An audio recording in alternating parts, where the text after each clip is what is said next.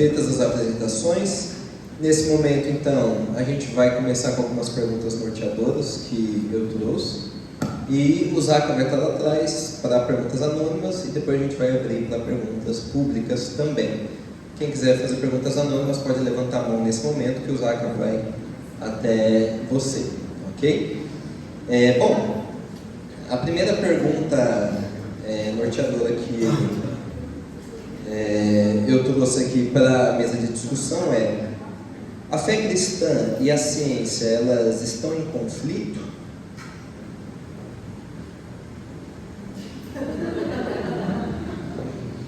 Bom, vou começar então. Eu acho que é melhor a gente trazer essa discussão que a gente estava, essa conversa que a gente estava tendo agora, né, das origens disso, né? Porque vou invadir um pouco a área do meu amigo aqui, durante toda a nossa história, a gente não tinha distinção entre ciência e de fé. O que a gente estudava era a ciência, era o conhecimento de Deus dado a nós. Isso sempre foi uma característica da humanidade, independente da sua religião. O conhecimento dos egípcios era associado aos deuses deles. O conhecimento dos chineses é associado à religião deles. Então, isso sempre andou junto. Então, acho que agora vocês podem falar um pouco melhor disso. Do século XVIII em diante é que começaram a fazer essa separação, essa distinção. É muito fundamental entender que tudo que você vê no Ocidente é construção da filosofia cristã. Então, primeiro, quem criou a universidade? Concílio de Latrão de 1179. O que acontecia antes do Concílio de Latrão? No período carolígeno, você tem a retomada das escolas, que são as escolas monacais e as escolas palacianas. Escolas palacianas dentro da cidade, escolas monacais nos monastérios. Na Baixa Idade Média... Carolígeno, que data que a gente não sabe... Mais ou menos do século VIII. Século VIII.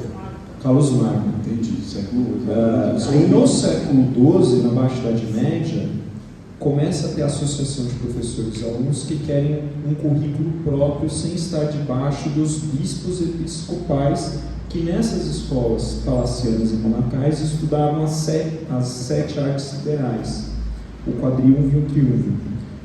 E aí, isso está no Concílio de 1179 de Latrão, a qual o Papa autoriza então a criação da associação de professores e alunos autônomas aos episcopados.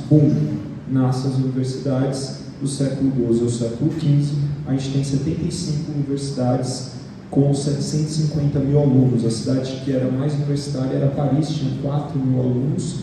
E aí vai nascer as 4 primeiras faculdades, né? Além você vai ter a faculdade já das 7 artes liberais, que já era o currículo tradicional. E aí vai ter as outras 3, que é o currículo de teologia, o currículo de medicina e o currículo de direito, que são as 4 primeiras faculdades da história. Então, é muito engraçado você perguntar para a filosofia que criou a ciência se há uma separação entre a fé e a ciência, se foi a própria fé cristã que criou a ciência. Desse movimento das universidades vai fazer a revolução do século XVI, que é a revolução científica. Dessa revolução científica que nasce o método científico com Descartes, vai proporcionar o iluminismo do século XVII, século XVIII, e do iluminismo, a grande crise aí do pensamento ocidental é o século XIX, com o positivismo, com o marxismo, que é o materialismo histórico, o darwinismo, que é o que o Sam queria começar a discutir. É interessante esse comentário que o Lucas fez, porque a base do nascimento da ciência, enquanto área do conhecimento e do método científico no século XVI e XVII, ela é uma base cristã. Os cientistas que desenvolvem o método científico e começam a pensar isso, eles começam a pensar a ciência porque eles acreditavam que Deus existia e que esse Deus era um Deus bondoso e perfeito e ordenado, e que, consequentemente, ele criaria um mundo com ordem e com leis. E essas leis estariam ao alcance do ser humano. O ser humano poderia conhecer essas leis por causa da ordem da qual o mundo foi criado. E então todos os cientistas que desenvolvem o método científico, que iniciam esse processo do que é hoje conhecido como ciência, eram cientistas cristãos.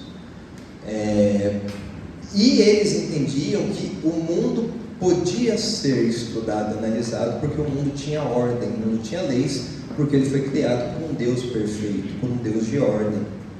E um outro comentário que eu gostaria de fazer é de uma distinção muito interessante que, se eu não estou enganado, Charles Hodge vai trazer na teologia sistemática dele.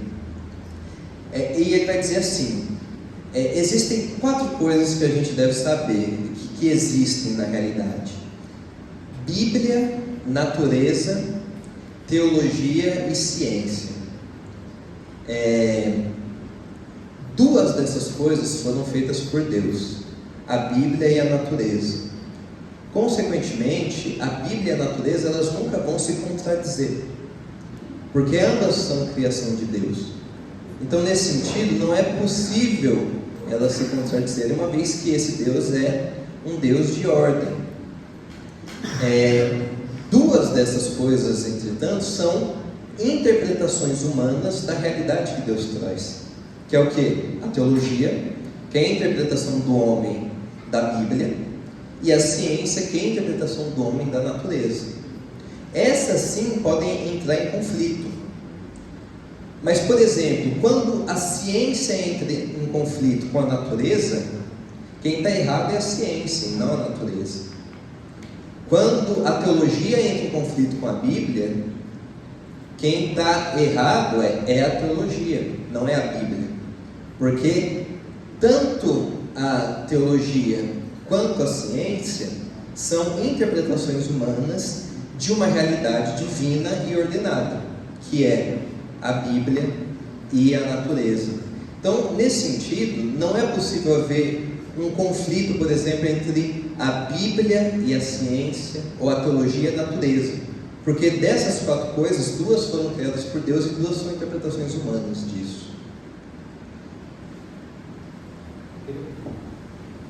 Eu queria pontuar só, a gente tem que tomar um pouco de cuidado quando a gente fala de ciência, porque a sociedade caída como ela tomou parte disso para si, e ela quer criar então esse antagonismo, expondo o cristianismo, expondo a pessoa de Deus a estar de fato numa contradição, contradição entre a palavra de Deus e a ciência. Isso faz parte do ativismo. Eu creio que cada dia está mais forte isso na nossa sociedade. Quando a gente conversa com pessoas, elas já partem do pressuposto que se você é alguém que tem uma religião, você já é alguém atrasado, alguém que não segue aquilo que a ciência diz. Então, tem esse viés muito forte ideológico, que eu creio que seja o que muitas pessoas acham. Então, tendo esse viés em mente, você coloca então um conflito entre essa suposta ciência e a fé. Isso é positivista, né? Isso que a gente estava saindo no século XIX, que é onde vai ter essa separação maior com Augusto Comte. Lembra que Augusto Comte vem antes de Darwin, tá? O pessoal confunde por causa do Spencer, porque o Spencer vai aplicar o darwinismo à sociedade, o darwinismo social, e aí, como ele também bebe em Comte, o pessoal muitas vezes coloca o Comte depois de Darwin, mas na verdade não. Primeiro em Comte, Darwin, Marx. E é interessante que no Augusto Comte, o Stravinsky vai falar que a religião perde a sua áurea sagrada da verdade e a ciência agora assume o manto. E é aquilo que o Weber vai criticar, que é uma sociedade burocrática racional dentro de uma gaiola onde tudo é controlado pela razão.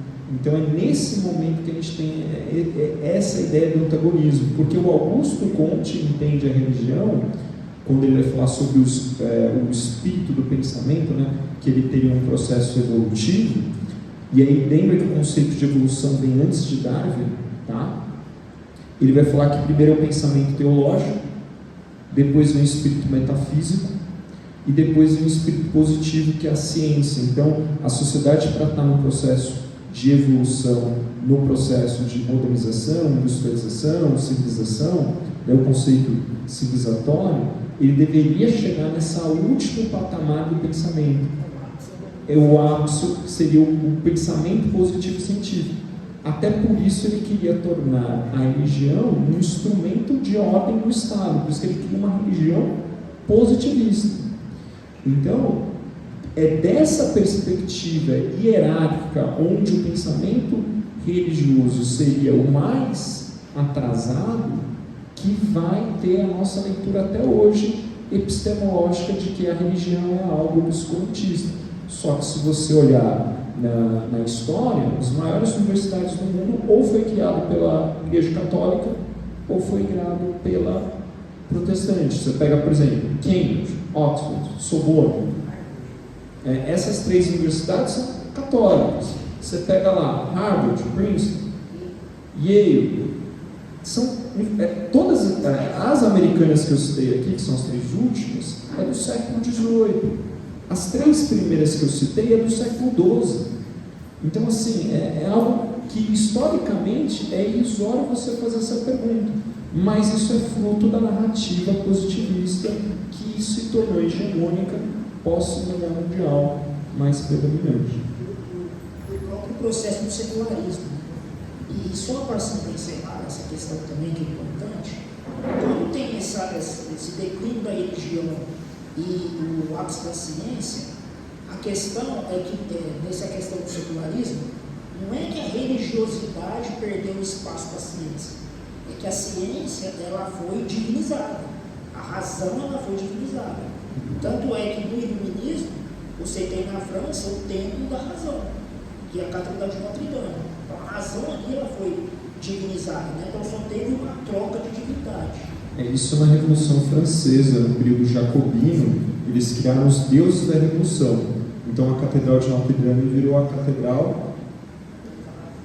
na verdade, a Catedral do Deus Supremo, e dentro estava a deusa da razão, a deusa da vitória e a deusa da liberdade. Isso já, só para definir, não, a representação simbólica do que? Da razão? Eu perguntei para ele se essa deusa é a deusa Astarote, que acho que no Antigo Testamento acho que não eram dos babilônicos, eram dos palestinos. Os cananitas, mas é trazido da Mesopotâmia. Então, sim, entendi. Mas é uma deusa que é representada até hoje, né? Como a deusa da fertilidade, depois a Afrodite.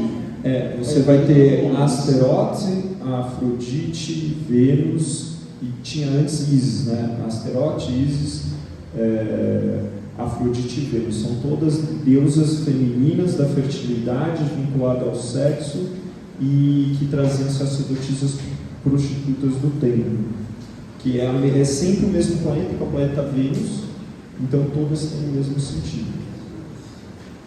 Mas mais ou menos isso.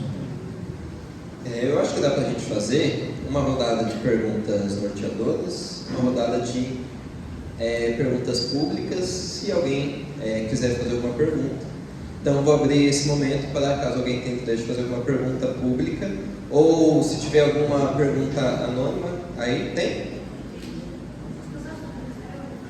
Beleza, então alguém tem alguma pergunta pública que queira fazer aqui no microfone? Você pode vir para cá?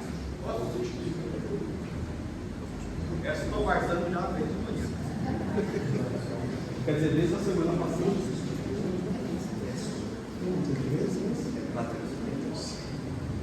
Para todo mundo, né? Eu estava conversando até com o seu irmão Mateus. A pergunta é o seguinte: eu não tenho nenhuma preocupação em questão de a fé e a ciência. É que realmente houve uma banalização e que os próprios cristãos, quando falam em ciência, já dão um pé atrás. Não se envolvam com isso, né? Mas foi por causa dessa secularização que aconteceu já no século, não sei se tem que dizer, né? Século XVIII, XIX, e agora está mais impregnado. Falou em ciência, o cristão dá um passo atrás, fala, não me envolvo com isso, porque a ciência é totalmente secular, e não é, né? A minha pergunta é, uma das coisas que mais me por causa dessa secularização, alguns começaram a se alinhar à ciência. Vamos se alinhar à ciência para a gente mostrar que querendo voltar ao passado, né? E uma das coisas que mais me incomoda é a questão da teoria do intervalo. Eu gostaria de saber que vocês me falam sobre a obra da criação, a teoria do intervalo entre o versículo 1 e o versículo 2 de Gênesis, quando diz ali que no princípio criou Deus os céus e a terra, aí começa, a terra se forma e vazia, que ali, alguns cristãos, para se alinhar à ciência secular, falam ali que ali é eras, mas quando a gente vai na palavra de Deus, dias ali, houve tarde e manhã o primeiro dia, na obra da criação, mas eu não sei que cargas d'água que eles buscam ali que é era. Eu gostaria de saber qual é a posição de vocês referente a isso, e o que vocês acham sobre isso, qual é o pensamento, porque tem cristão que pensa ali que é eras. Eu sou o contrário disso, eu penso ali dias literais. Eu gostaria de saber a opinião de vocês. É uma pergunta muito pertinente do meu irmão. Eu só vou, antes de deixar os membros da mesa responder, fazer uma pequena introdução a esse tema, para quem não está familiarizado, né? Gênesis, principalmente os capítulos 1 e 2, é um tema muito debatido nessa relação entre fé e ciência. É muito debatido por causa de teorias modernas, de interpretação da natureza, que aí volta para aquele tópico que a gente comentou, e muito debatido também porque o próprio livro de Gênesis, não que talvez ele abre certas possibilidades, apesar de cada um ter uma opinião aqui, e imagino que a maioria concorde, mas o livro de Gênesis abre algumas possibilidades de interpretação, e aqui eu só estou falando que ele abre, não estou falando que elas são de igual qualidade ou coisa dessa natureza, né?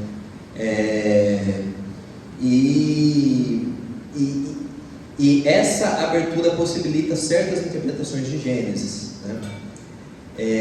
Existe uma questão, principalmente em Gênesis 1 e 2, que lá nesses textos, a palavra dia, que normalmente é traduzida por dia, a palavra on, ela pode ser tanto um dia literal, quanto um período de tempo não determinado. Ela tem esses dois sentidos. Ela pode ter esses dois sentidos, a depender do contexto que ela é usada. Isso abre margem para diversas interpretações e tentativas de conciliação, por exemplo, da teologia com a ciência moderna, especialmente.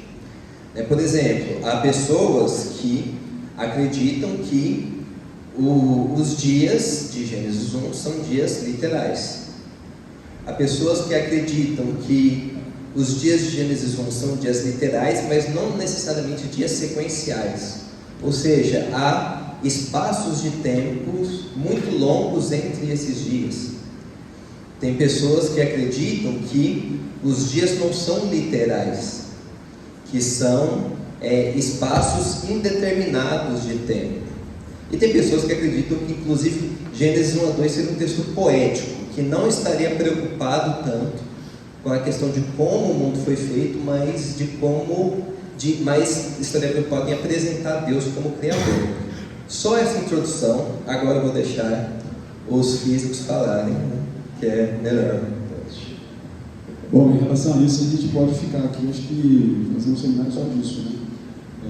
Mas tem algumas coisas que eu queria compartilhar com vocês em relação a isso. A primeira coisa é a descrição da Bíblia, né? Foi a manhã e a tarde. Então, quando a gente fala isso, manhã e tarde, é em referência a um dia.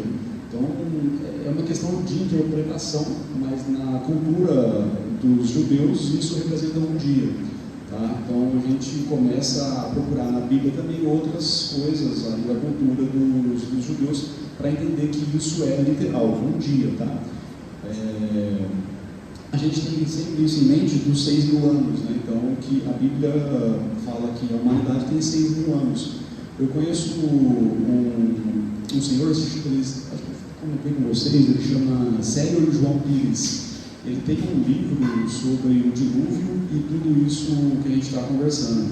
E ali, eu não lembro, acho que vocês vão precisar me ajudar. A gente tem duas traduções da Bíblia, né? A Septuaginta e a grega. A grega é a Septuaginta, qualquer outra? O texto maçorético. O texto maçorético vai trazer essas datas na tradução que fizeram para 6.000 anos. A Septuaginta vai cair mais ou menos em 7.500 anos, tá? Adão teve filho, depois de tanto tempo os filhos começaram a ter filhos, enfim. E aí, a gente fica, entre aspas, nessa fé cega, porque a Bíblia está falando isso para a gente, tem 6.000, no máximo 7.500 anos de acordo com as traduções.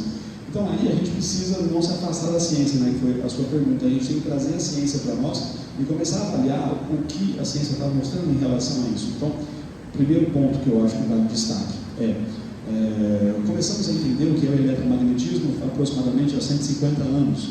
Então, depois que a gente começou a entender o que é esse eletromagnetismo, e vocês percebam que tudo ao nosso redor hoje é eletromagnético, né? Então, há 150 anos aproximadamente, nós começamos a medir o campo eletromagnético da Terra. Então, desde que começamos a fazer essas aferições, essas medidas, percebemos que o campo eletromagnético da Terra, nesses últimos 150 anos, se reduziu 15%. Então, se você fizer uma regra de 3, tudo bem que não dá para fazer uma regra de 3 em relação a isso, porque a gente não sabe se essa variação é constante ou se ela tem oscilações, dependendo das circunstâncias, Terra-Sol. Então, na hora que você faz a regra de 3, 150 anos caiu 15%, quantos anos tem a Terra? Então, assim, a Terra não tem condições para que tenha um campo que exista durante bilhões de anos. Entendem? Então, assim, o planeta tem 5 bilhões de anos, evolucionalmente falando, e a vida tem aproximadamente 1,5 bilhão, 1 bilhão, depende de quem você está falando, dos autores aí, tá? Então, já tem uma primeira incongruência aqui. Então, assim, não existe condição para que a vida na Terra exista se não tiver o campo eletromagnético. Isso é o que a gente chama de blindagem eletromagnética. Tá? A radiação solar, o Sol como estrela, ele produz todo o espectro eletromagnético. Tem algumas radiações que chegam para a gente que elas são devastadoras para a vida, principalmente radiação gama. Se você receber, questão de horas, a gente morre, né? Depois você tem a radiação do raio-x, que o Sol também produz, que chega para a gente, que é altamente cancerígeno. E depois você tem a questão do ultravioleta também, altamente cancerígeno, mas aí a gente tem outros fatores de proteção, que é a camada de ozônio. Mas, de todo modo, se você tirar o campo eletromagnético da Terra, não tem vida. Então, com essa variação, a gente começa a pensar em inversões magnéticas, que o campo vai inverter. Isso abre margem para algumas outras teorias da conspiração ali. Mas se o campo eletromagnético da Terra se inverter, a vida vai ser exterminada, vai ser eliminada, praticamente não vai sobrar nada, a não ser que você consiga construir bunkers e vá para o fundo da Terra, mas os animais não constroem isso há 1 bilhão de anos. Entende? Aqui a gente tem um primeiro problema. O segundo problema que eu acho que vai estar, vocês me avisam se eu me alongar, desculpa, gente, é em relação às árvores. As árvores, elas são criaturas maravilhosas. Elas têm um tipo de célula chamada meristema. Essas células meristemas, para a gente fazer o contraponto, elas têm características de células embrionárias, sabe, que a gente tira para fazer tratamento de célula-tronco, essas coisas. Então, assim, essas células das árvores, elas são ditas células imortais, elas não morrem. Então, dependendo da espécie de árvore que você tem, as árvores são eternas, elas não morrem, porque elas têm células embrionárias, então não tem como ela morrer. Então, quando você pega essas grandes sequoias dos Estados Unidos, essas grandes árvores que existem pelo mundo, elas são imortais. E aí a gente consegue mais ou menos fazer um cálculo da idade aproximada pela espessura, pelos anéis das árvores. Acho que vocês já viram isso em algum lugar. E aqui, fato interessante é que quando você pega as árvores mais velhas do mundo, elas não passam de 5.000 anos, 4.500. Então a gente tem determinante aqui um fator característico para a idade das árvores. E é interessante essa data, né? 4.500, 5.000 anos, porque o que aconteceu há 4.000 anos para a gente? dilúvio. Então, todas as árvores que existem hoje são consequências do dilúvio, então isso aí também já cai por terra, né? Tem alguns outros pontos que eu poderia falar, mas eu acho que o mais importante agora é sobre uma pesquisa recente da Eva mitocondrial. Só para fazer uma contextualização, para que vocês entendam também, nossas células têm DNA. Só que dentro das nossas células tem algumas organelas. Uma dessas organelas é a mitocôndria. E a mitocôndria é uma organela muito específica, ao ponto de ela ter o próprio DNA dela.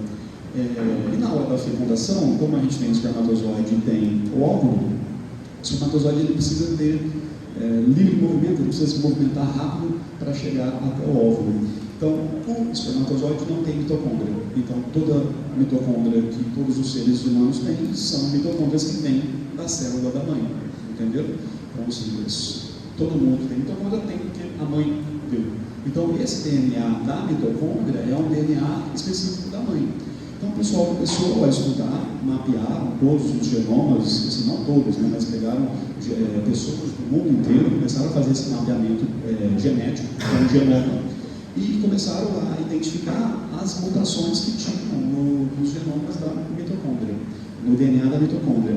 Eles foram fazendo algumas projeções com a degradação da célula. Conforme eles foram fazendo essas projeções, não é uma projeção, não é futuro, é um retrocesso. Eles foram fazendo esse retrocesso, estudando para ver qual era a origem desse DNA mitocondrial. De onde ele vem, onde ele começa. Chamam de Eva mitocondrial, Sim, que é o primeiro. Sim, o primeiro DNA mitocondrial.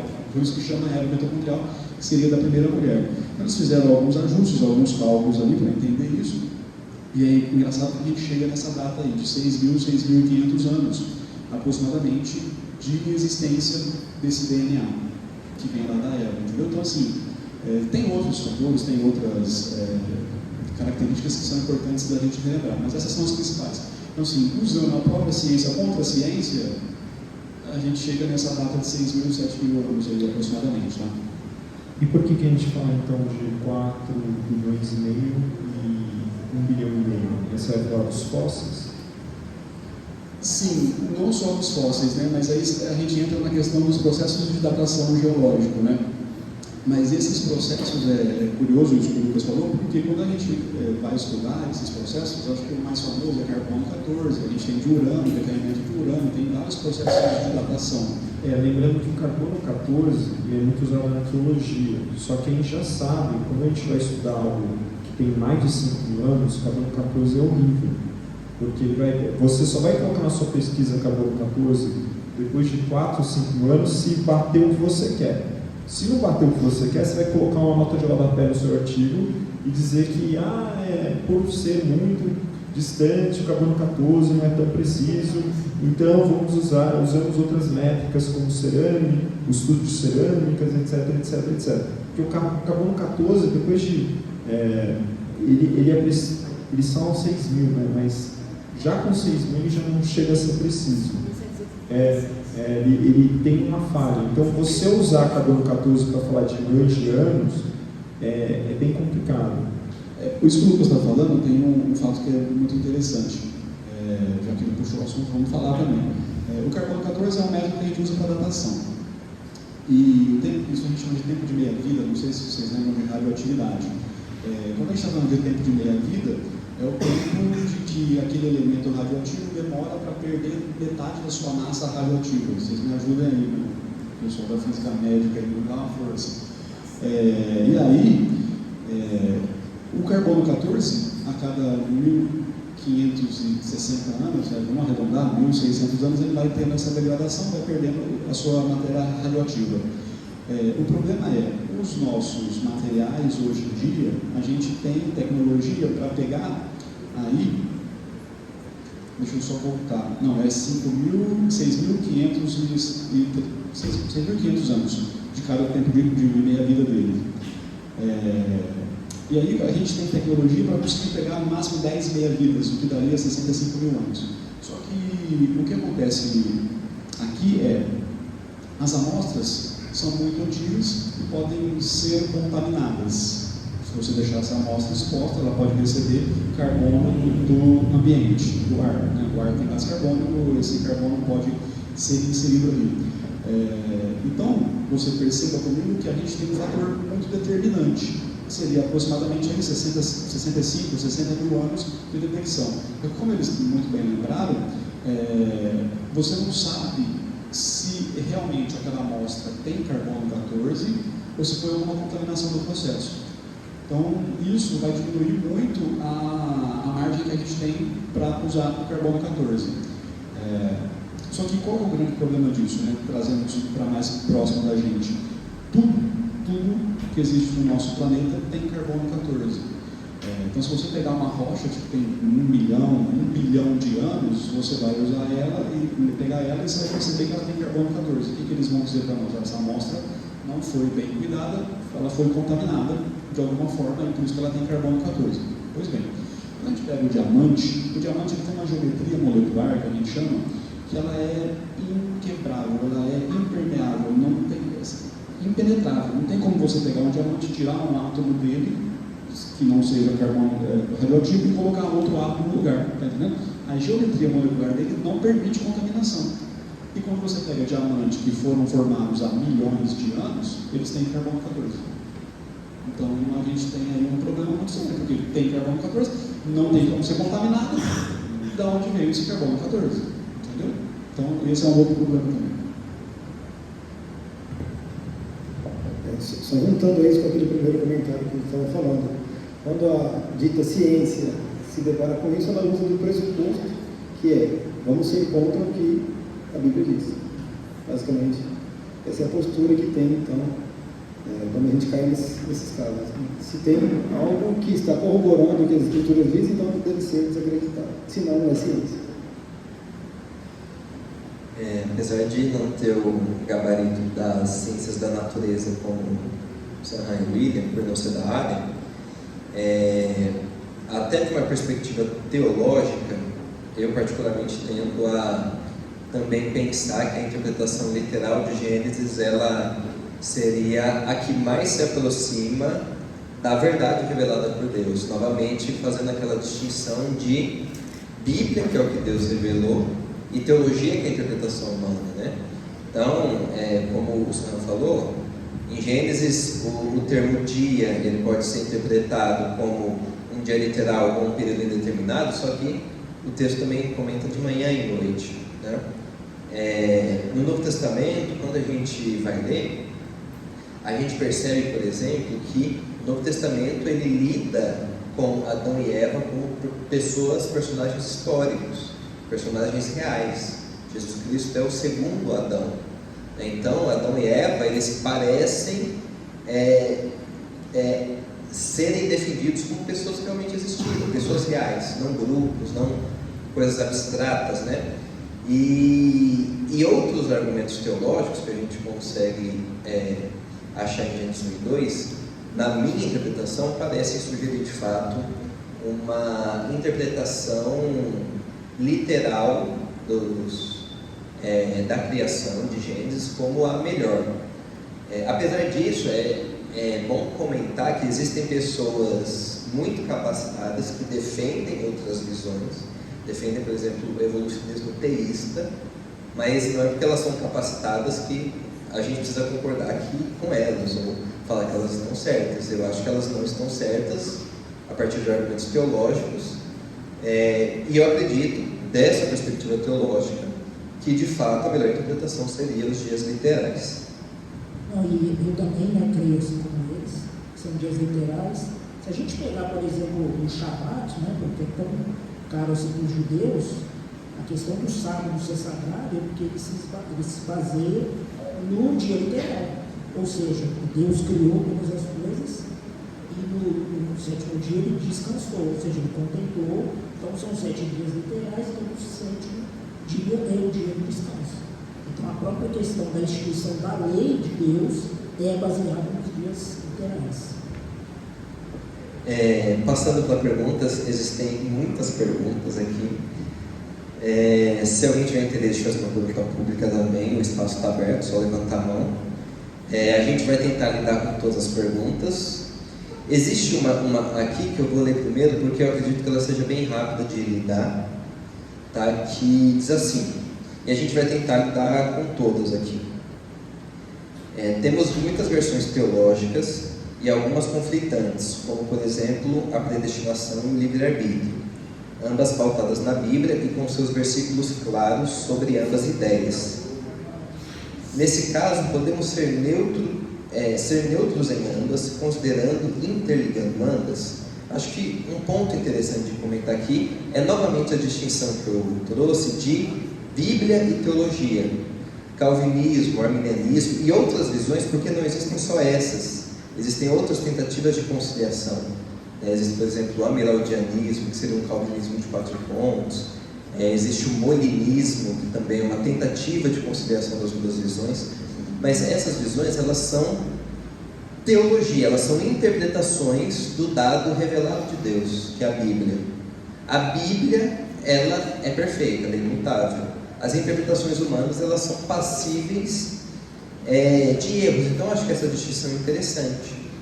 Por quê? Porque essas correntes teológicas são a nossa tentativa humana de tentar alcançar a verdade revelada através da criação de Deus, que é a Bíblia, assim como a natureza. E assim como a ciência é a tentativa humana de alcançar e interpretar a verdade que Deus criou através da natureza.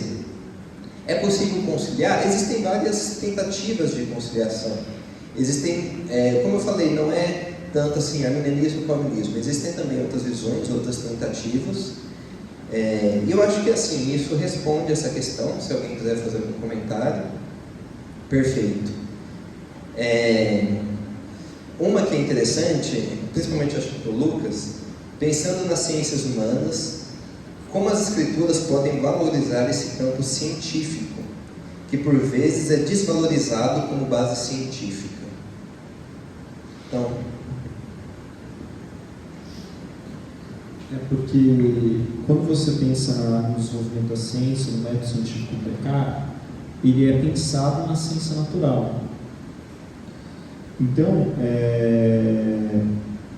quando você pensa em ciência, você pensa em observação e experimentação. Como que você faz uma experimentação no caso da história?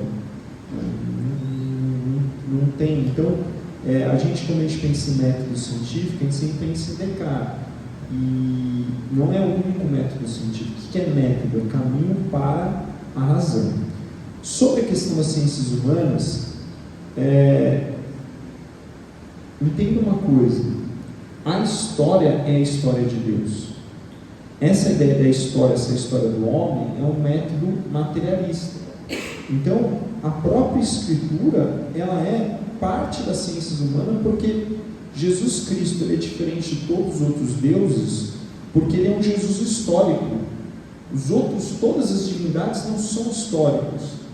Então, o que faz a gente crer em Cristo não é só porque a gente crê, mas a gente crê porque as evidências revelam a Cristo.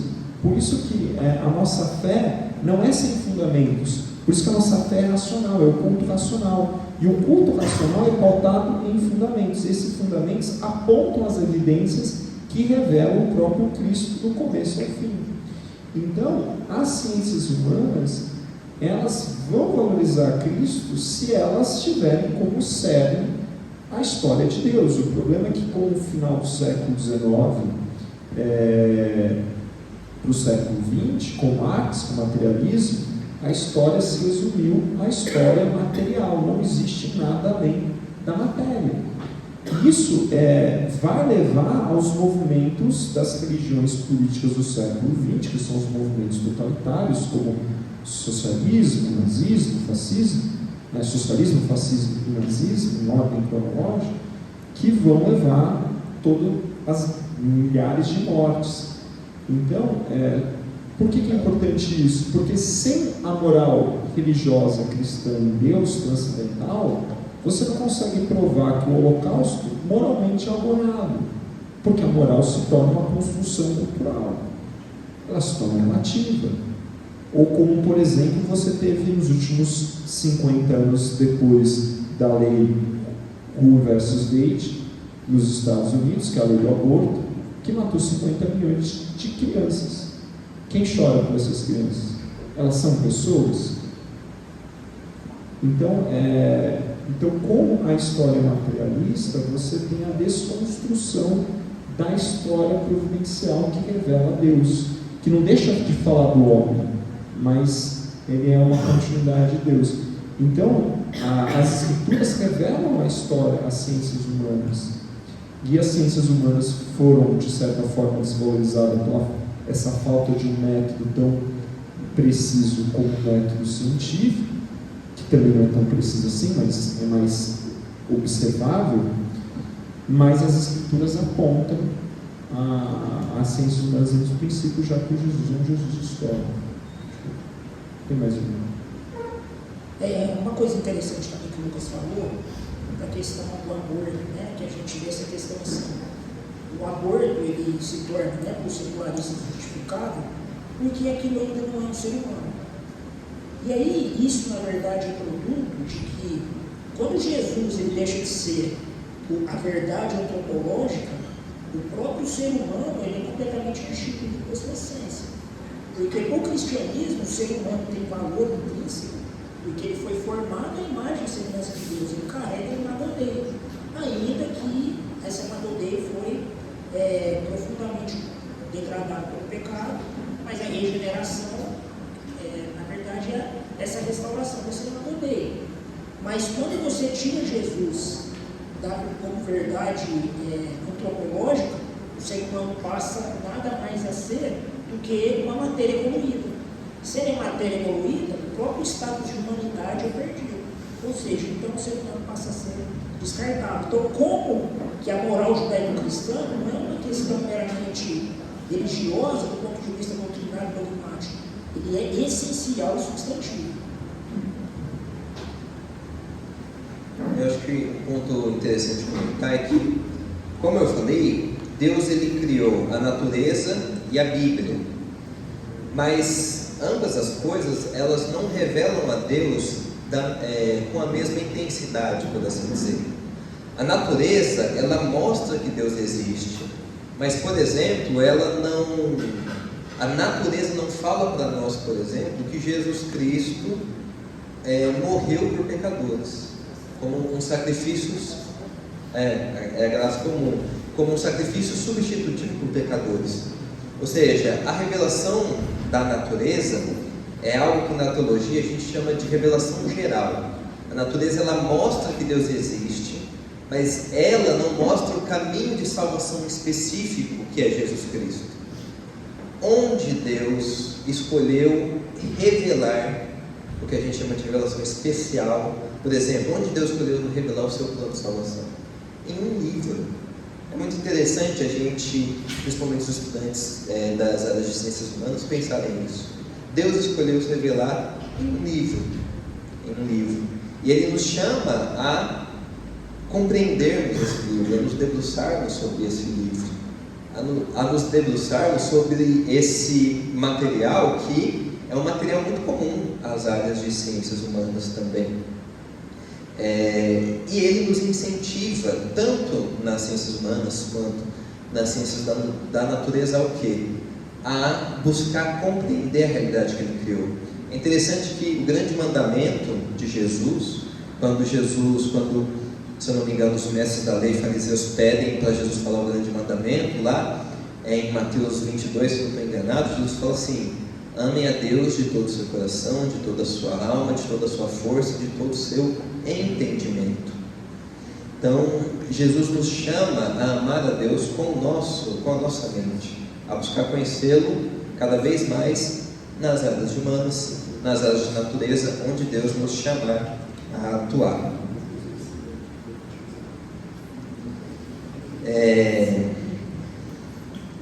Eu acho melhor a gente se concentrar nas perguntas aqui, porque tem perguntas muito interessantes. Tem uma que eu acho que dá para... Eu não sei se dá para ser rápido, na verdade. Mas por que áreas de exatas parecem sofrer mais sobre essa separação entre ciência e religião?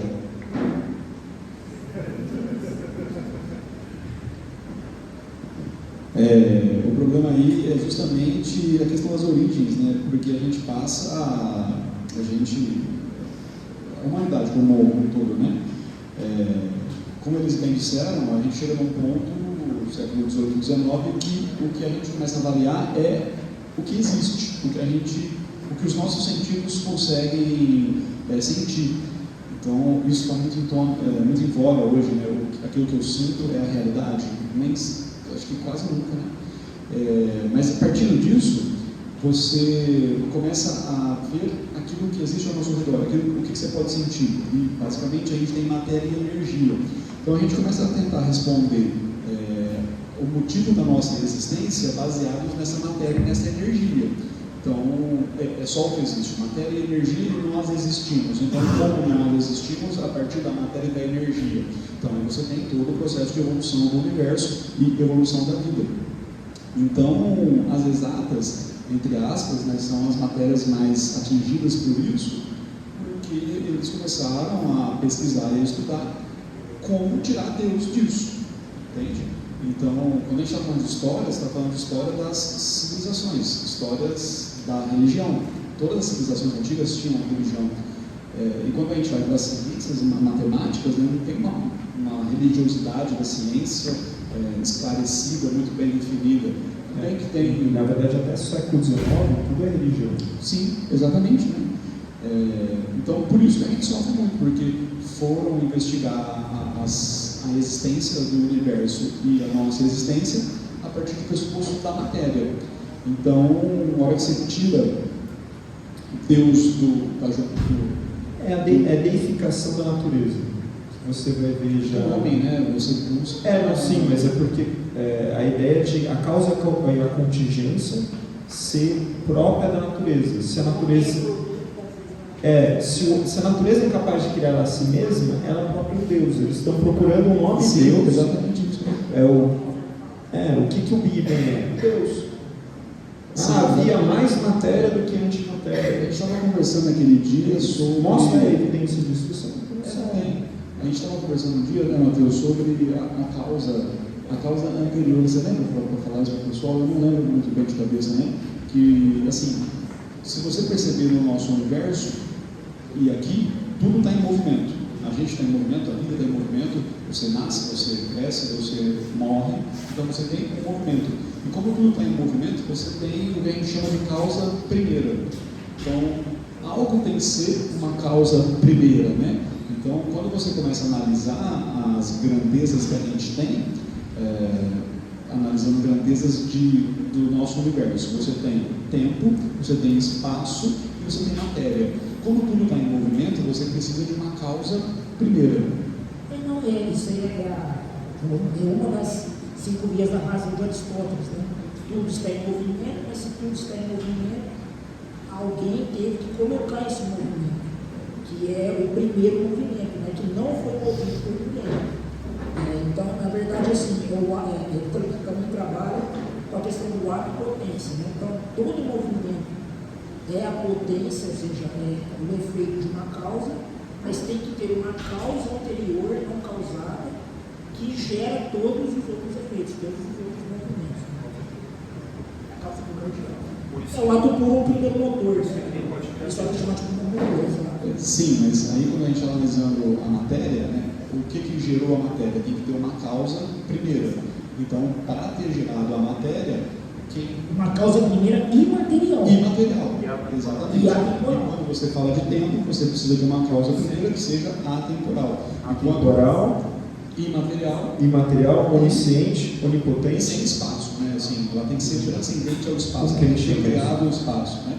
Então a gente cai aqui de novo em Deus.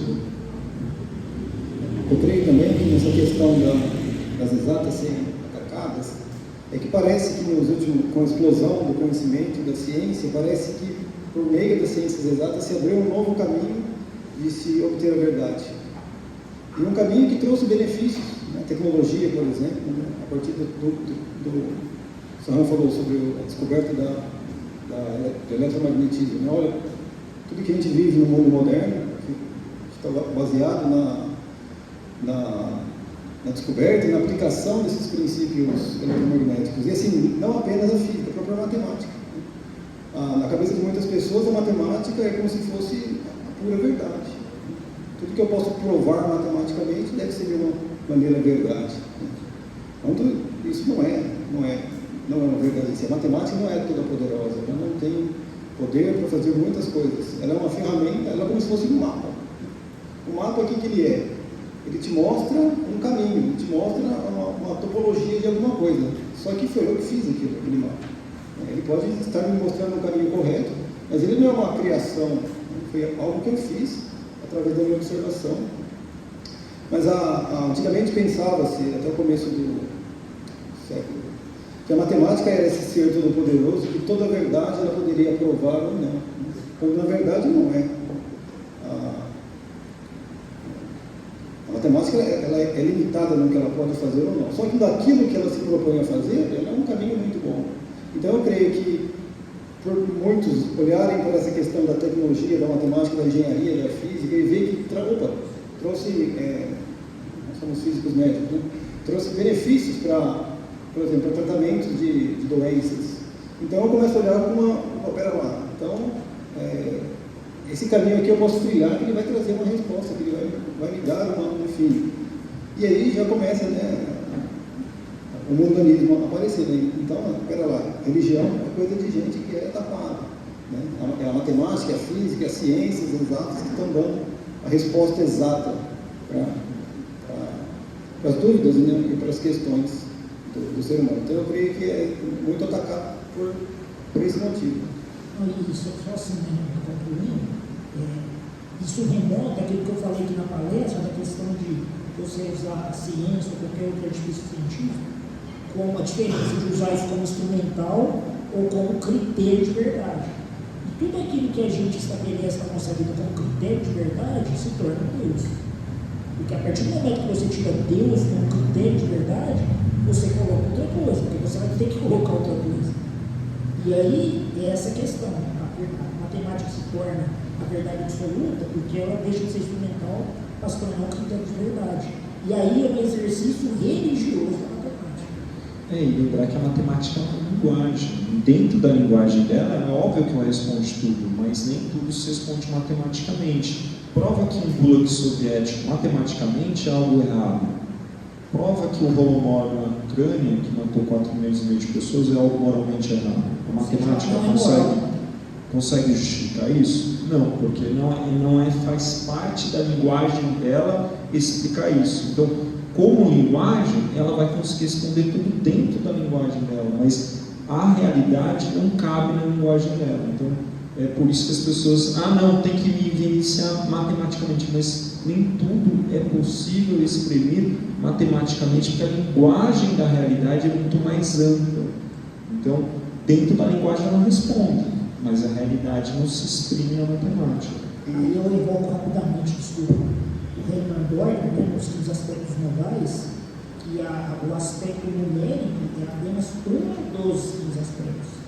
Então, quando você estabelece a matemática como critério de verdade, tem um reducionismo da realidade absurdo, totalmente absurdo. Que é fruto do materialismo.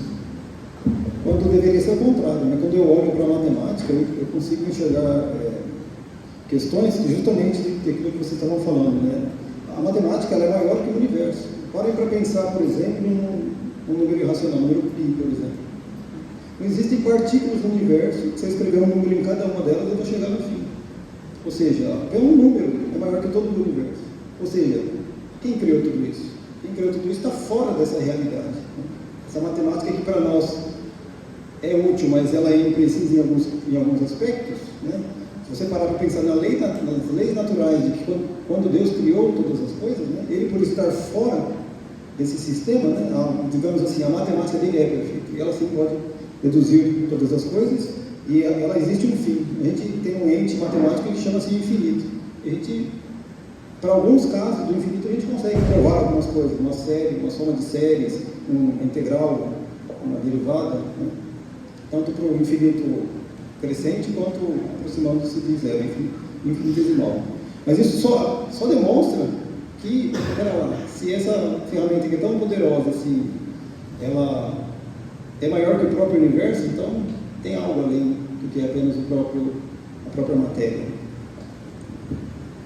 E assim como a matemática ela tem essas limitações, porque são próprias do escopo de análise dela, essas limitações são limitações porque ela não se propõe a responder isso, a ciência também. A ciência ela se preocupa muito com o como as coisas acontecem, etc. Então, por exemplo, a ciência ela pode explicar como os experimentos nazistas foram realizados, mas ela não pode explicar pelo método científico se eles foram moralmente bons ou ruins, porque não é do escopo dela. Então ela não tem essa abrangência de explicar tudo. A ciência não explica tudo. A ciência explica aquilo que é do escopo dela. Vamos tentar ir até umas 9h20, 9h25. Já estamos um pouco atrasados, então tentar umas respostas mais rápidas.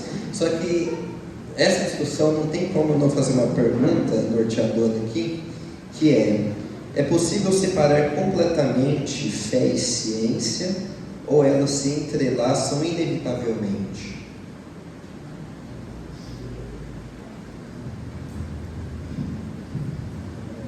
Não tem jeito, de jeito nenhum, zero. Porque a própria ciência tem os seus axiomas. O que é um axioma? É uma verdade que não pode ser totalmente explicada. É aquilo que o Chesterton fala, né? O fato de você pensar, você precisa crer que a sua razão está pensando de maneira correta. Não só isso, você precisa crer que os seus sentidos estão apreendendo de maneira correta. Então, o simples fato de aprender e pensar sobre aquilo que você aprende com os seus sentidos já é fé. Você precisa crer que ele funciona de uma maneira correta. Então, você precisa crer que a ciência é correta e você precisa crer que os seus artifícios humanos para fazer ciência funcionam de maneira correta. Então, não tem jeito. Essa questão é muito interessante que o professor Matheus ele trabalhou, porque muitas vezes é posto que fé seria irracional, seria crença, e ciência seria racional e método. Só que, como o Matheus comentou, a ciência ela é permeada de axiomas, que seriam afirmações que não são provadas, mas você tem que acreditar para poder fazer ciência, para o mundo fazer sentido. Natan, só deixa eu dar um exemplo do que é um axioma. Não sei se todo mundo está entendendo as nossas conversas, senão a gente fica devagando aqui e não sei se está todo mundo entendendo. Axiomas são conceitos básicos baseados em fé, vocês vão entender, e verdades, sim, que de certo modo não podem ser refutáveis. Então, assim, a nossa matemática, acho que vocês lembram da escola de vocês, você estudava triângulo, quadrado, círculo, pentágono, hexágono, várias outras formas geométricas, né? Tanto planas quanto tridimensionais. Então, assim, para você formar um quadrado, o que você precisa? Você precisa pegar 4 segmentos de reta. Mas o que é um segmento de reta? É um pedacinho da reta, tá? Mas o que é uma reta? Reta é um traço horizontal, sim, reto, que não tem começo e não tem fim. Alguém aqui já viu a reta? Só passando. Só passando, mas assim, você não viu onde que ela começou nem para onde ela vai, entendeu? Você precisa crer na ideia da reta. Alguém já viu uma reta? Não, mas você crê que existe uma reta? É possível fazer uma reta, né? Vir lá do infinito do universo, atravessar o universo inteiro e ir para o outro infinito, entendeu? Então, isso é uma reta. O próprio ponto, né? O que é um ponto? Exatamente. É outro axioma. Estão entendendo? Então, assim, a gente parte desses pressupostos para fundamentar toda a matemática. Então, se vocês notarem conosco, né, a matemática também é baseada em crença, nos axiomas, assim como nós religiosos temos os nossos axiomas e os nossos absolutos, a matemática também tem, a ciência também tem. Então, eles também são baseados em fé. Então, não tem como a gente distinguir fé e ciência. Uma coisa que tem que ficar claro, não é porque é fé que não tem fundamentos, não tem racionalidade. É que a nossa racionalidade não é reducionista à matéria. Então, a nossa fé também sai de fundamentos. Então, a religião não é porque ela é pautada na fé que ela é irracional. Ela é totalmente racional. O texto base do Evangelho é racional. Existe uma evidência de que o homem veio, morreu, ressuscitou e morreu em nosso lugar. E tem evidências, porque tais pessoas viram, porque ele fez tais, passou por trás, evidências que os profetas apontavam para ele. Em todas as evidências históricas. Então, é uma fé fundamentada. Então, ela também é racional, só que a nossa racionalidade é distinta da racionalidade dita científica moderna. Então, é isso que a gente não pode diferenciar. As duas têm fundamentos básicos. A diferença de formatos são distintos, porque a ciência fala sobre natureza apenas, enquanto a fé ela fala de tudo, na verdade. E mais ainda, né? Porque assim, os pressupostos que nós temos baseados, digamos assim, religiosos, eles são absolutos. Agora, os pressupostos da física, por exemplo, não são. Até começo do século passado, acreditava-se que a mecânica de Newton era absoluta no universo inteiro.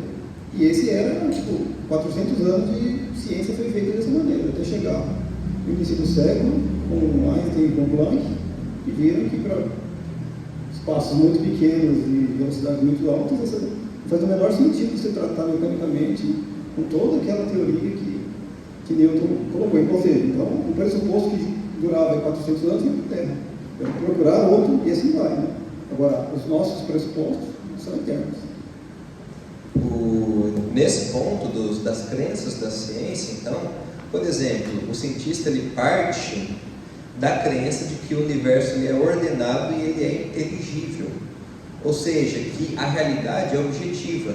Ele não consegue provar que a realidade é objetiva, ele tem que partir da crença de que a realidade é objetiva.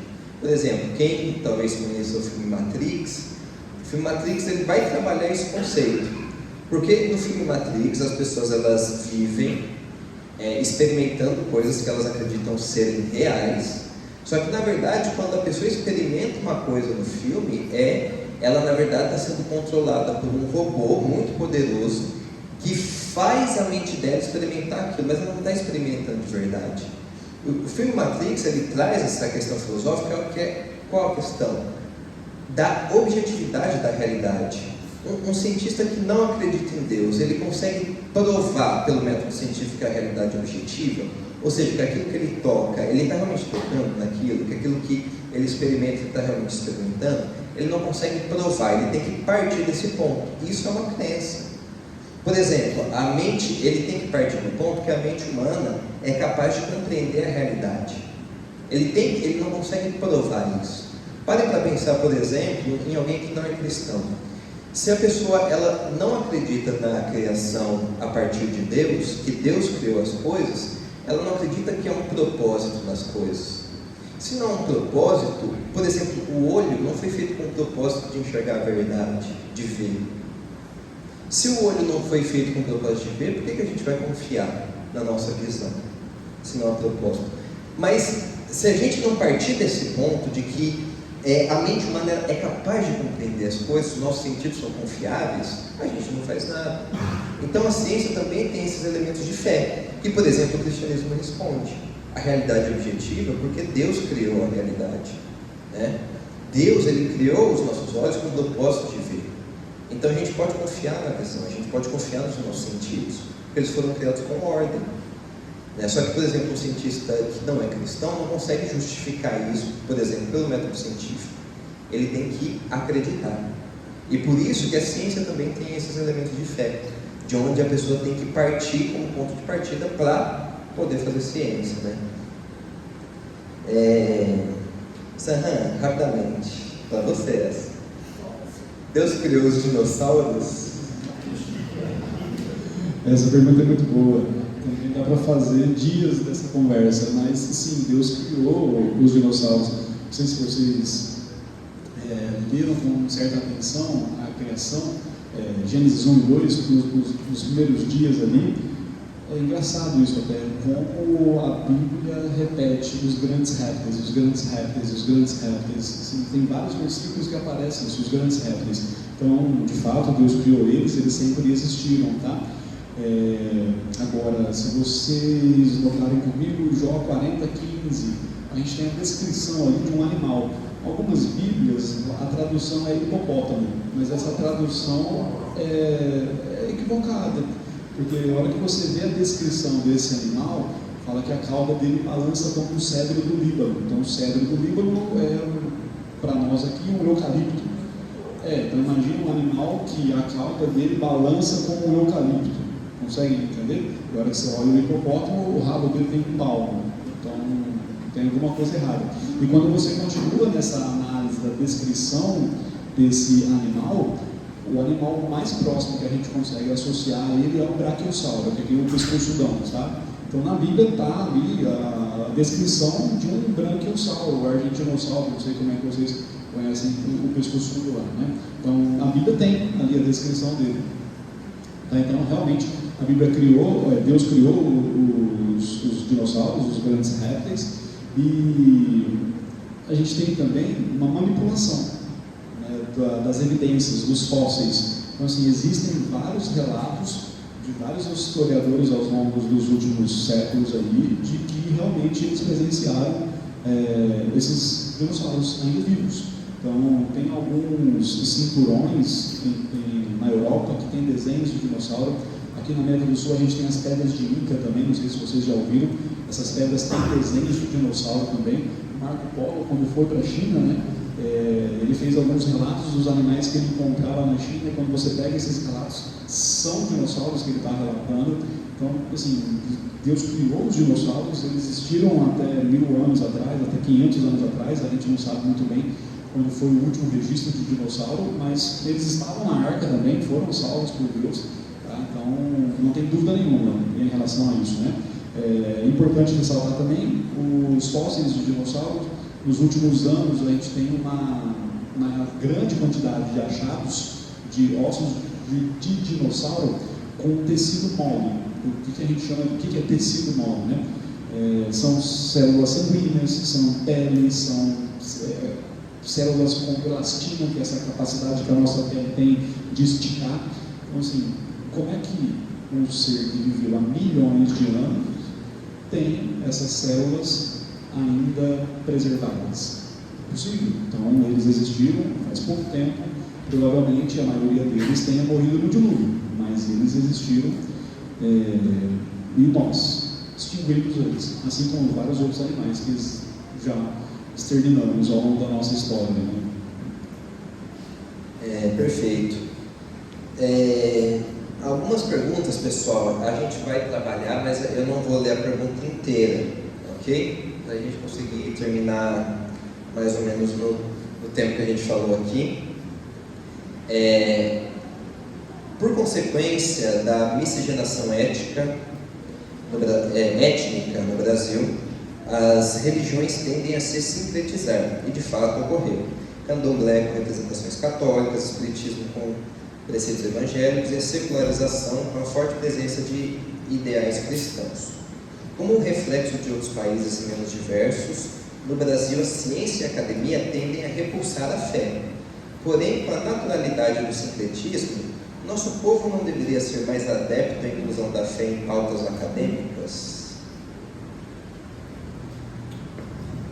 Aí você está saindo num determinismo racial para falar de história, né? Tem que tomar cuidado por causa de tais grupos raciais, então tal forma de pensamento deve ser dessa forma. Então não necessariamente, porque não é a questão racial que define a sociedade, mas a sua cultura. E aí quando você fala de Brasil, porque as universidades hoje tem um discurso antirreligioso, mas tem um discurso antirreligioso desde quando? Então, se você pega, por exemplo, a década de 50, tanto nos Estados Unidos como no Brasil, metade dos professores eram crentes, geralmente de um espectro político que não era de esquerda, e metade era de esquerda. você faz a mesma pesquisa, tanto no Brasil como nos Estados Unidos, 95% hoje são marxistas, 5% não são. Então, quando você sai dessa ideia, ela não é, mas ela não é quando? Porque a primeira escola, a primeira universidade que a gente traz aqui no Brasil, Dom João VI, depois Dom Pedro II, as primeiras universidades são regidas por pessoas católicas, com pessoas católicas. Então, cuidado, né, com essa saída, ela não é agora. Por quê? Aí daria para discutir tudo o que vai acontecer, teologia da libertação, você tentar entender o grande xamanismo, você também tentar entender a escola de Frankfurt, você entender o contexto da Guerra Fria e etc, que já passou 4 minutos e não vai matar. Então, assim, o Brasil não é hoje, com o discurso científico dentro dos universitários, não é por causa da questão racial ou não, é por causa que o discurso predominante hoje se tornou marxista, mas não era. Se tornou, como pode não se tornar mais? Aí cabe nós ocuparmos os espaços e fazermos os nossos discursos, porque eles também não eram, e eles ocuparam os espaços, é isso. As 3 últimas perguntas, eu peço desculpa a todos, mas infelizmente eu vou ter que resumi-las e fazê-las juntas, porque eu acho que elas se encaixam em algum grau, e aí a gente finaliza. Uma pergunta diz sobre a possibilidade de espaço para união no trabalho científico cristão com pessoas de diferentes visões da criação, especialmente evoteístas, né? Então, cristãos que acreditam na evolução, se há possibilidade de união no trabalho científico e na fé com cristãos evoteístas. E as outras 2, como a igreja pode incentivar a juventude, a nova geração a se desbravar no campo científico para a glória de Deus, e como vocês enxergam a possibilidade de incluir o ensino científico dentro do contexto das igrejas, uma vez que, por exemplo, muitas vezes isso é tratado de forma separada, né? Que caminhos podem ser construídos para aproximar ciência e fé de forma edificante. Acho que são perguntas interessantes para finalizar também esse momento. Primeira pergunta, posso responder rapidinho. Já existe, não sei se os irmãos conhecem, a TDI, que é a Teoria do Design Inteligente. É uma organização de um grupo de pessoas que tem justamente essa característica, né? Assim, só para dar um exemplo, eu fui ano retrasado lá e conheci um cara que estava lá, acreditava em Deus, e ele acreditava naquela teoria dos Anunnaki. Não sei se vocês conhecem, enfim, mas assim, é um exemplo disso, né? Então já existe isso com a teoria do design inteligente. A discussão teoria do design inteligente. Então, a fé principal ali das pessoas existe alguém que é um designer, é um arquiteto, é um programador no universo. Tá, mas como é que ele fez isso? Não sei, mas ele existe. Então, aí juntamos todos, né? Os criacionistas, os evoteístas, e cabe todo mundo nesse barco aí. Né? Essa é a proposta do pessoal de lá.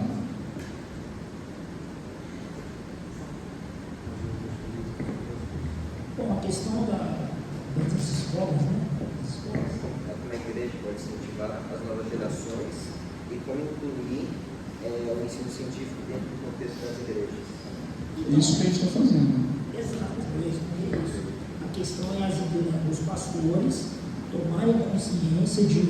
Porque assim, o primeiro obstáculo para que isso aconteça é essa divisão secular espiritual. Isso tem que morrer, essa divisão tem que acabar. A partir do momento que essa divisão acaba, aí sim a gente vai vendo que a ciência também tem que se par. Porque tem que acabar, porque assim, a igreja demonizou durante muito tempo a educação, demonizou política. Então, tudo que a igreja demonizou, o diabo riu e pegou e falou, é meu, e dominou o negócio. Entendeu? Então, a igreja precisa fazer o meia-culpa, se conscientizar de que ela errou, no sentido de fazer essa divisão, trabalhar para superar essa divisão, e a partir do momento que trabalhar para superar essa divisão, fazer isso aqui. Criar comunidade de estudo, difundir um cristianismo que abarque todas as áreas da vida, incluindo a ciência. Porque é um trabalho de formiguinha, é uma dor de formiguinha. Não é vamos fazer grandes eventos, chamar grandes pessoas, que do dia para a noite a coisa vai acontecer, não é? Mas é um trabalho que precisa ser feito. E graças a Deus, porque existem pessoas que ainda são poucas, mas que vão tomando essa consciência. E à medida que a coisa for crescendo, a gente trabalhar e fomentando esse tipo de pensamento, que é a renovação da nossa mente. Eu gostaria de... A física repousa sobre os ombros de 4 homens, podemos dizer assim. Newton, me ajuda aí nesse físico. Newton, Maxwell,